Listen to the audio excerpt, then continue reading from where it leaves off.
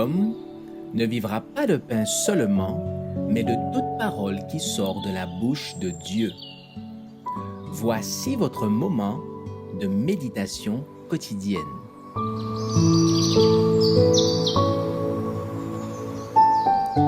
Maranatha.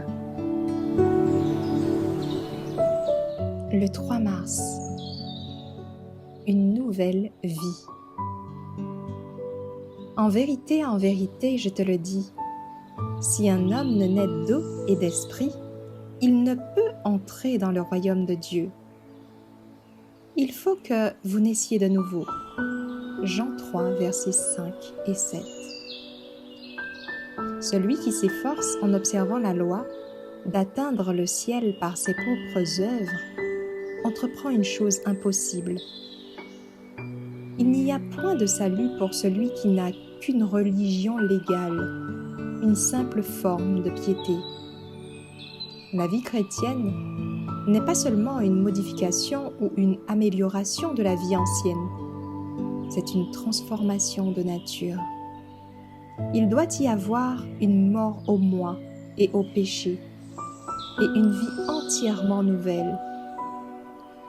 Seule l'action efficace du Saint-Esprit peut produire un tel changement. Le fait qu'on ne peut indiquer le moment et le lieu précis de rappeler toutes les circonstances d'une conversion ne prouve pas que cette conversion n'ait pas été réelle. Par les moyens aussi invisibles que le vent, le Christ agit constamment dans le cœur. Peu à peu, même inconsciemment, l'âme reçoit des impressions ayant pour effet de l'attirer vers le Christ. Soudain, à la suite d'un appel plus direct de l'esprit, l'âme s'abandonne joyeusement entre les mains de Jésus.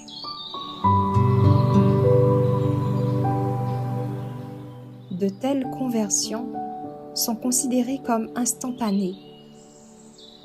En réalité, elles sont le résultat d'une action lente, patiente et prolongée de l'Esprit de Dieu.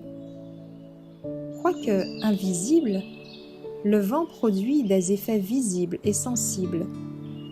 De même, l'action de l'Esprit sur l'âme sera manifestée dans tous les actes de celui qui en a éprouvé le pouvoir salutaire. Quand l'Esprit de Dieu prend possession d'un cœur, la vie est transformée.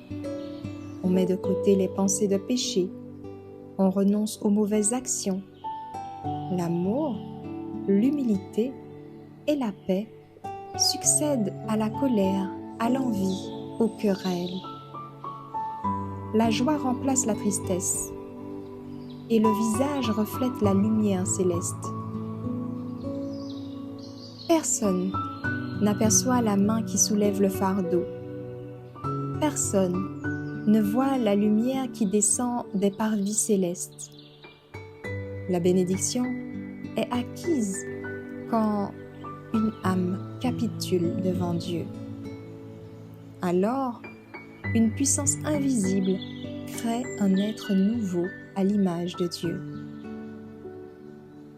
Des esprits limités ne sauraient comprendre l'œuvre de la rédemption.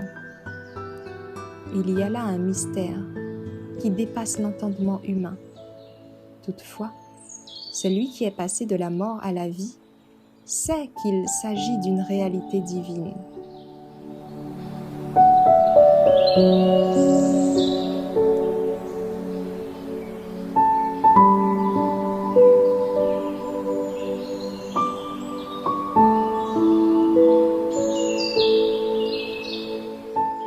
Merci d'avoir écouté cette présentation.